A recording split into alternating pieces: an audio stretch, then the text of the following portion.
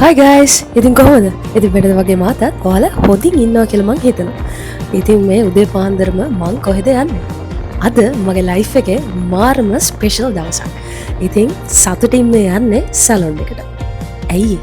Salon එකට යන්නේ අද මගේ ඔයා thumbnail එකේ දකින්නවත් වගේම මගේ graduation එක.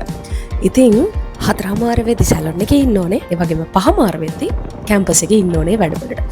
ඉතින් ඇත්තටම මට ගොඩාක් මූමන්ට්ස් කැප්චර් කරගන්න බැරි වුණා එදා දවසේ තිබ්බ සිටුේෂන් එකයි ඒ බිසි එකත් එක්ක ඉතින් කරගන්න බැරි වුණා. නමුත් මට පුළුවන් විදියට මං කරා.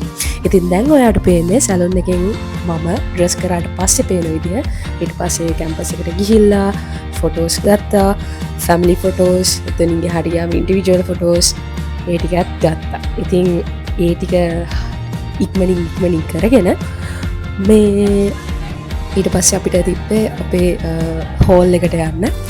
ඉතින් මේ හෝල් එකට යන්න කලින් කට්ටියව මැනේජ්මන්ට් එකෙන් ප්‍රිපෙයාර් කරනවා මේ විදිහට ඉන්න මේ විදිහට යන්න කියලා. ඉතින් හරිම ලස්සන දවසක්. හරි මාසයි මාර සතුටින් හිටපු දවසක්.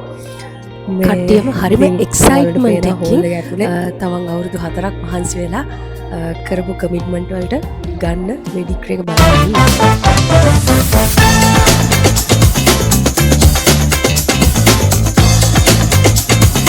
ඉත්තන්ගොඩ Gamage ඉමායා ඉසුරන්දී නියොත්‍රී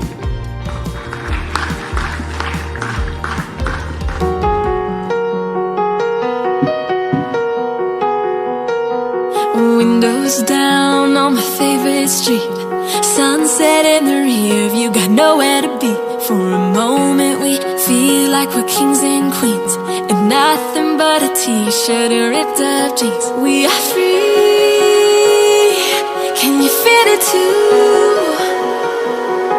It's nights like these that only prove, and this is when the